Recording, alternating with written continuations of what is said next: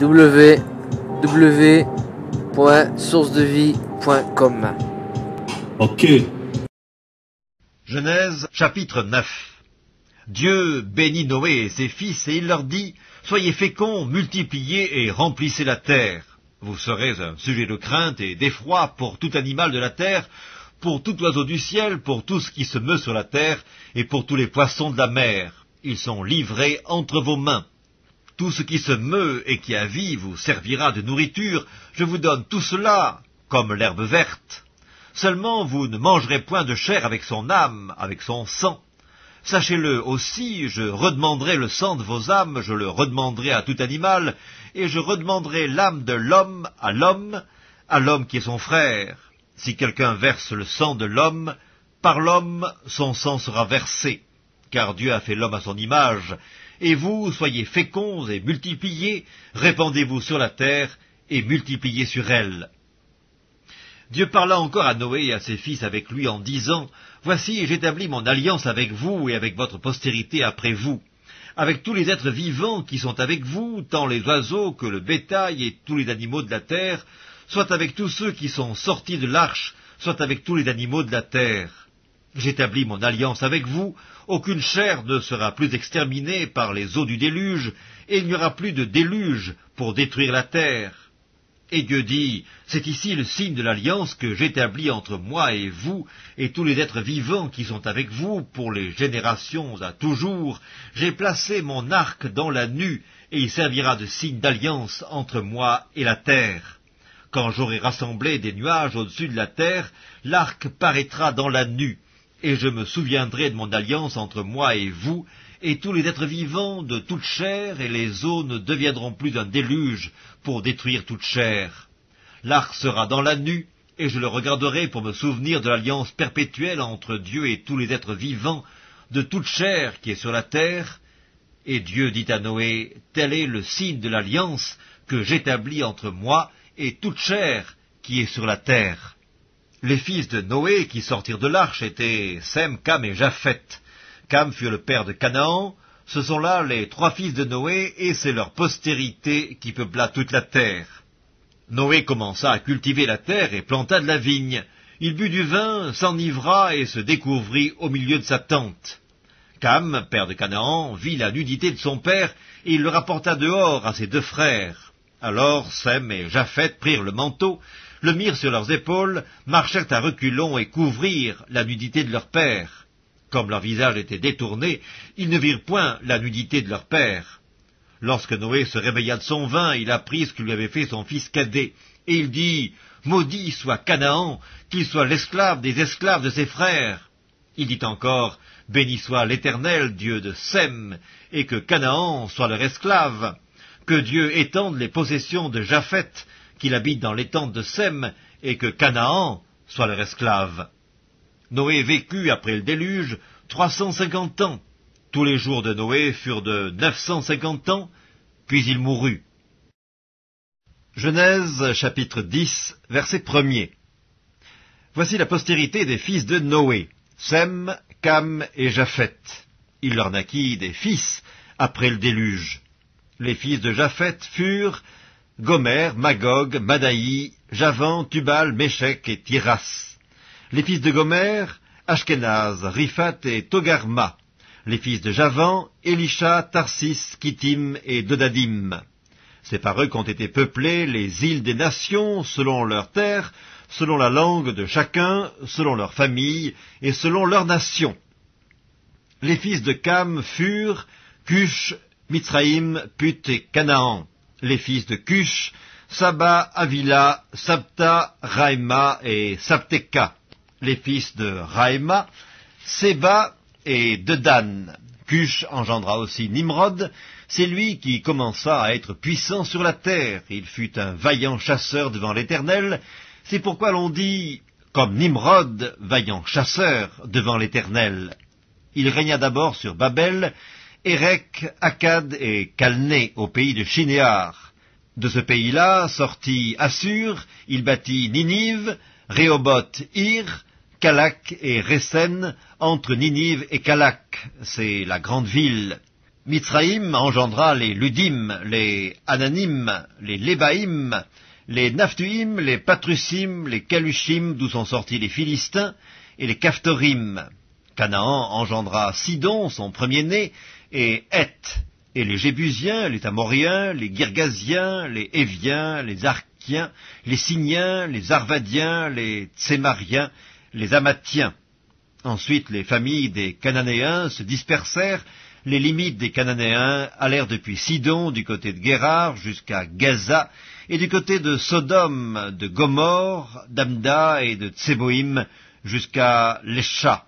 Ce sont là les fils de Cam, selon leur famille, selon leur langue, selon leur pays, et selon leur nation.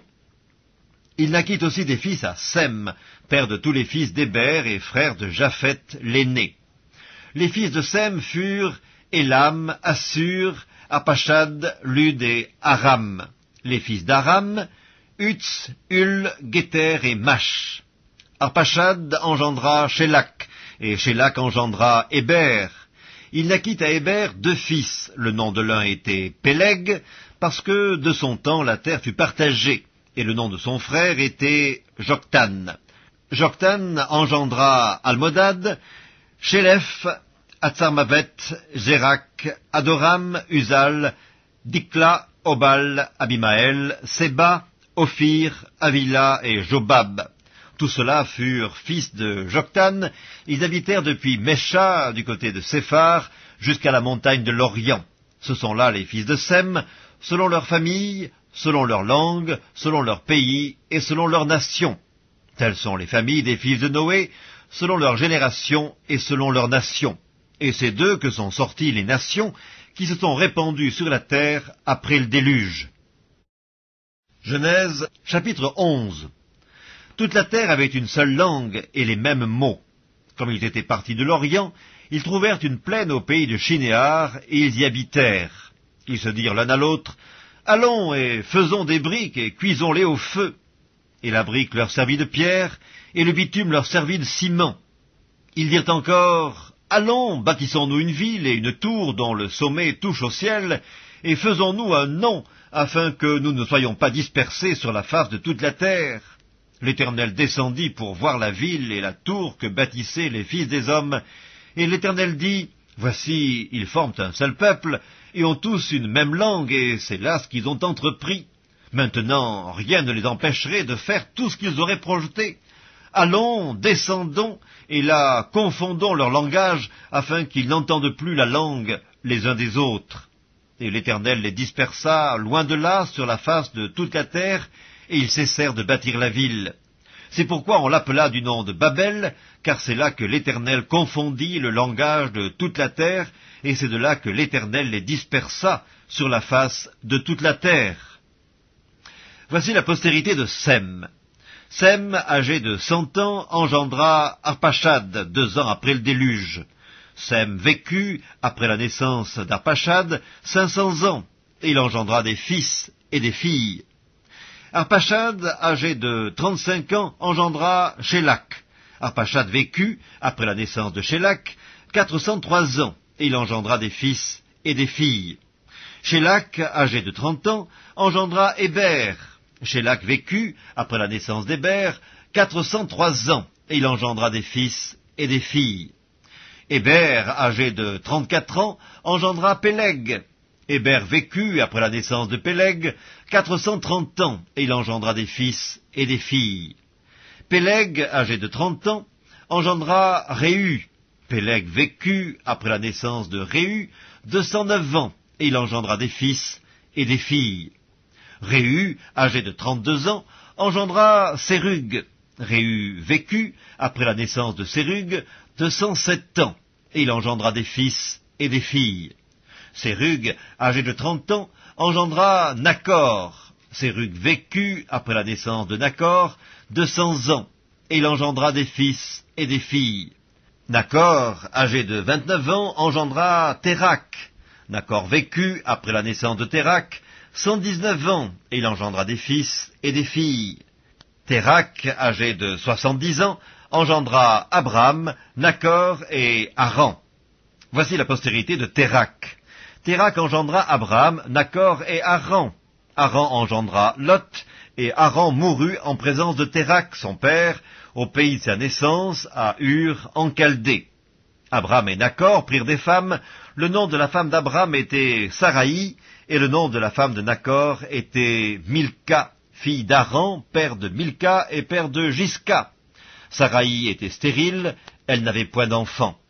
Térakh prit Abram, son fils, et Lot, fils d'Haran, fils de son fils, et Saraï, sa belle-fille, femme d'Abram, son fils. Ils sortirent ensemble d'Ur, en Chaldée, pour aller au pays de Canaan. Ils vinrent jusqu'à Charan, et ils y habitèrent. Les jours de Térakh furent de 205 ans, et Térakh mourut à Charan. Genèse, chapitre 12. L'Éternel dit à Abram, « Va-t'en de ton pays, de ta patrie, de la maison de ton père, dans le pays que je te montrerai. Je ferai de toi une grande nation, et je te bénirai. Je rendrai ton nom grand, et tu seras une source de bénédiction.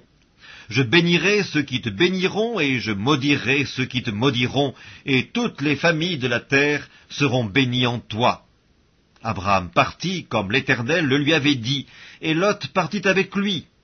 Abram était âgé de 75 ans lorsqu'il sortit de Charan. Abram prit Saraï, sa femme, et Lot, fils de son frère, avec tous les biens qu'ils possédaient et les serviteurs qu'ils avaient acquis à Charan. Ils partirent pour aller dans le pays de Canaan, et ils arrivèrent au pays de Canaan. Abram parcourut le pays jusqu'au lieu nommé Sichem, jusqu'aux chênes de Morée. Les Cananéens étaient alors dans le pays. L'Éternel apparut à Abram et dit, « Je donnerai ce pays à ta postérité. » Et Abram bâtit là un autel à l'Éternel qui lui était apparu. Il se transporta de là vers la montagne à l'orient de Béthel. Il dressa ses tentes, ayant Béthel à l'occident et Haï à l'orient. Il bâtit encore là un autel à l'Éternel, et il invoqua le nom de l'Éternel. Abram continua ses marches en s'avançant vers le midi. Il y eut une famine dans le pays, et Abram descendit en Égypte pour y séjourner, car la famine était grande dans le pays.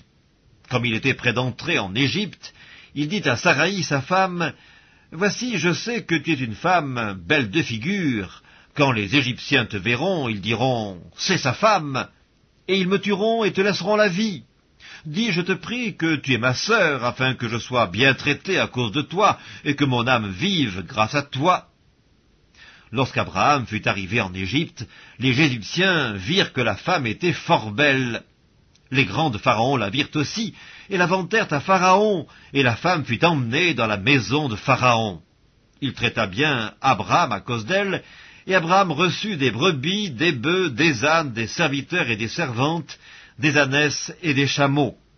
Mais l'Éternel frappa de grandes plaies Pharaon et sa maison au sujet de Saraï, femme d'Abraham.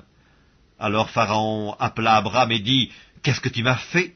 Pourquoi ne m'as-tu pas déclaré que c'est ta femme? Pourquoi as-tu dit, c'est ma sœur? Aussi l'ai-je prise pour ma femme? Maintenant, voici ta femme, prends-la et va-t'en. » Et Pharaon donna ordre à ses gens de le renvoyer, lui et sa femme, avec tout ce qui lui appartenait.